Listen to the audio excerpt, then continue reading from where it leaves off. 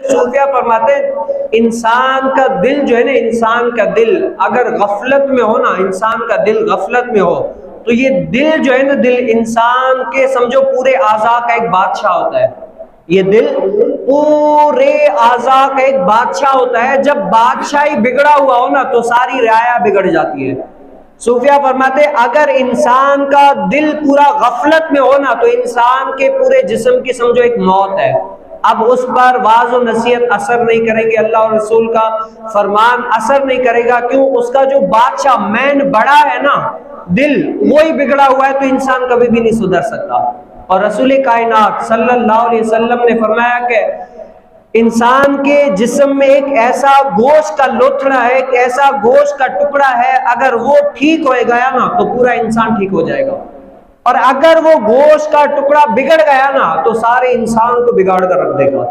تو رسول کائنات صلی اللہ علیہ وسلم نے فرمایا اے لوگوں گواہ ہو جاؤ، وہ گوشت کا ٹکڑا کوئی اور نہیں بلکہ کیا ہے؟ وہ دل ہے انسان کا.